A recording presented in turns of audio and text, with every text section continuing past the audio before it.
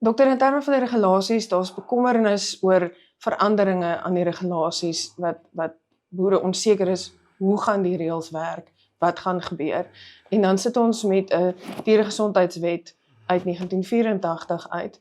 En dan het dokter self gewerk aan die wet van 2002. Kan dok vir ons sê, hoe versoen mens daai twee met mekaar en met die regulasies, hoe lank gaan dit vat om so iets te kan verander? Ok, as ons die huidige wet vat, moet ons nie vergeet, twee dinge. Die huidige wet het 'n baie sterk mandaat vir die direkteur van veeartsenydiens om streng op te tree met bek en klou. Hulle moet net daarvolgens optree. En die huidige wet, en ook die nuwe ene wat hopelik gaan goedgekeur word, is eintlik 'n goeie bloudruk vir biosekuriteit. As mens die wet mooi lees, word al die biosekuriteit-maatreëls wat die ouens deesdae verkondig, is klaar in die wet. Hulle moet net die ding ordentlik lees.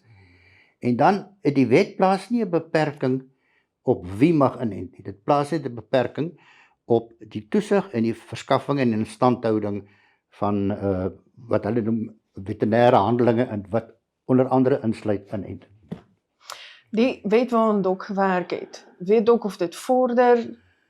Ja, dit was baie jammer daai tyd. Die wet was toe deur president Mbeki geteken en die parlement het hom goedgekeur.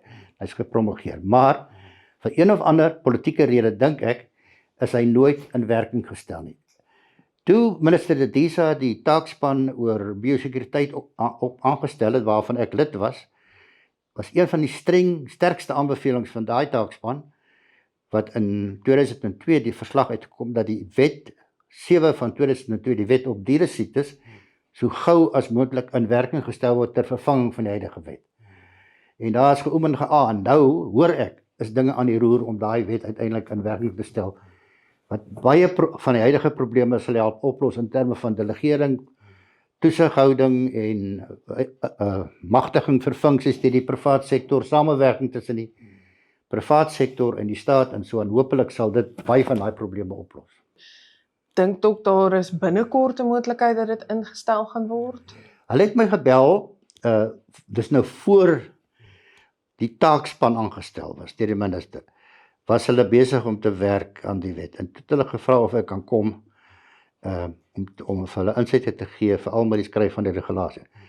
En toe skielik kom die taakspan en toe neem die hele storie van bek en klou oor. So ek dink op die oomblik is hy bietjie op die ys gesit, maar ek was baie bemoedig geweest om te hoor, daar word dan nou aan gewerk om die wet in werking te kry. Ek dink almal besef, want die punt is die wet op wat ons nou van praat, is op dieselfde lees geskoei as die huidige wet op vleisveiligheid. Daai wet is klaar in werking op en daai beginsels van die wet wat op dieregesondheid of dieresiektes wat nou in werking moet tree, het presies dieselfde benadering as die wet op vleisveiligheid.